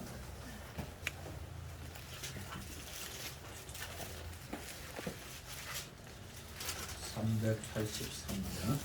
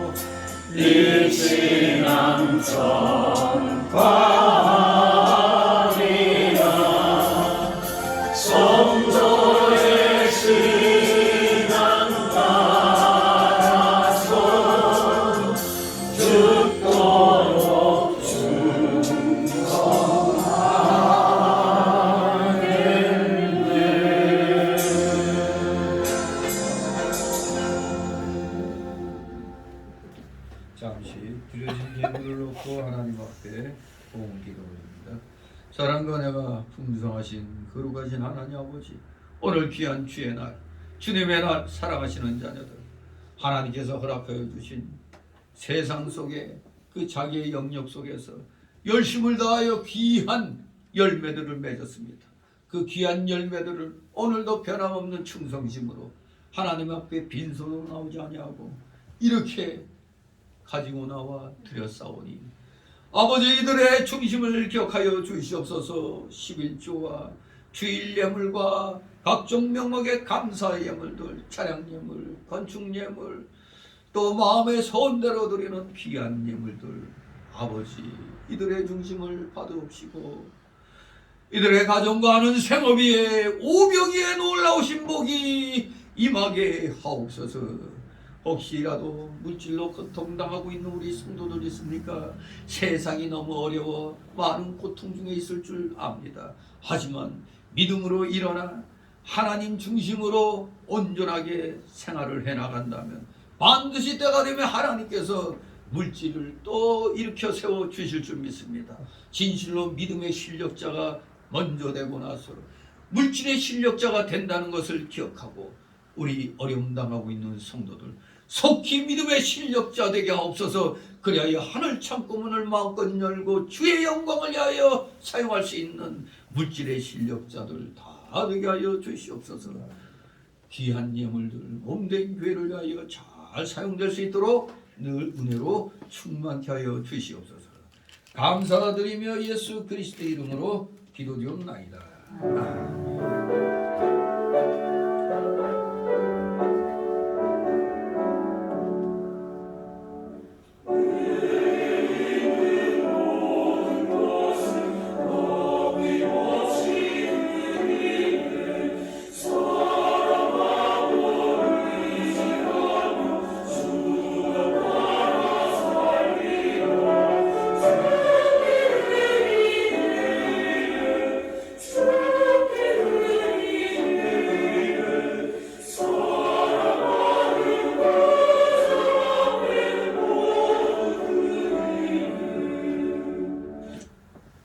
이 시간은 새신자 소개 시간인데 등록된 카드 없습니다. 우리 서로 인사를 가볍게 나누시기 바랍니다. 오늘도 모처럼 우리 전윤배 성도님 나오셨네요. 반갑습니다. 아무튼 우리 열심히 이제 믿음 생활을 하도록 해야 되겠습니다. 또 아파서 못 나온 분들 있으니 이 구역장님들 연락을 해보시기 바랍니다. 우리 광고 말씀 봅니다. 벌써 이제 5월 셋째 주가 되었죠. 이제 우리가 5월 달부터 식탁의 교제를 나누고 있는데 여러 가지 여건이 맞지 않아서 이제 6월 달 첫 주일부터 이제 실행합니다. 뭐 이제 충분히 이제 준비 기간이 이제 끝난 줄 압니다. 그러니 이제 6월 달부터는 우리가 같이 식탁의 교제를 나누도록 하겠습니다. 그리고 아직까지는 여전히 실내에서는 마스크 착용을 하시는 걸 잊지 마시기 바랍니다. 아직 이 코로나가 아직 다 그거 된 게 아니에요. 아마 결국 감기 일반 감기처럼 이게 우리 일상생활화 되는 것 같죠? 일상생활이 아마 될 것 같은데 아직도 뭐 아픔이 좀 남아 있죠. 코로나로 인하여 가족이 해체되는 그런 경우도 많이 일어나는데 아무튼 우리는 잘 슬기롭게 지금까지 잘 이겨냈습니다. 하나님께 감사하시기 바랍니다. 그리고 항상 정신적으로 우리가 깨어 있어야 돼요. 첫째는 말씀으로 깨어 있고 그리고 세상을 올바르게 진리의 시각으로 바라보시기 바랍니다. 그 세 번째 보면은 나라와 민족과 위정자들의 믿음을 위해서 기도하라고 그랬죠. 로마서 13장 1절 7절 우리가 이번 처음으로 2년 만에 구역 예배를 모여서 이제 일교육관에서 이제 드렸습니다. 당분간은 이제 교인들도 여러 가지 힘들고 해서 1, 2구역이 통합해서 이제 드리고 있습니다. 어떻게든 구역 예배도 참석하려고 노력하시기 바랍니다. 그리고 지금 우리나라가 그렇게 여유 있는 나라가 못 됩니다. 지금 한국전력이 세상에 7조 거의 8천억 가량의 적자 1분기에 이건 기업이 아니죠. 7조 8천억 가량의 1분기에 적자가 이런데 무슨 얼어 죽을 한정공대를 만들고 있다는 게 이게 기가 막힌 거죠. 아무튼 여러분 한전이 박근혜 정부 때까지만 해도 좋은 직장이었는데 지금 완전히 망한 거나 똑같아요. 이제 자칫하면 국민의 세금으로 갖다 밀어버릴 수도 있는데 원래는 6번을 정기로 인상을 했어야 된대요. 근데 대통령 선거 끝나고 또 한 번 인상인 거죠. 그러니까 미래를 가불해가지고 빚만 잔뜩 이 윤 정권에게 물려줬기 때문에 앞으로 어떻게 될는지 이제 아마 허리띠 졸라맬 때마다 정권 탓하면 안 됩니다. 이거는 지난 정권이 얼마나 개판으로 나라를 망쳐놨으면 지금 그 고통을 이제부터 당하기 시작하는 겁니다. 이제 다 오를 거예요. 이미 오른 거 다 지금 피부로 느끼고 있을 겁니다. 아무튼 우리 이 어려운 시대에 살고 있습니다. 하지만 그래도 우리는 하나님을 바라보고 열심을 다하여 믿음으로 모든 것을 극복해 나가시는 여러분 되시길 바랍니다. 우리 다 같이 일어나셔서 62장 부르신 후 축복 기도로 마칩니다.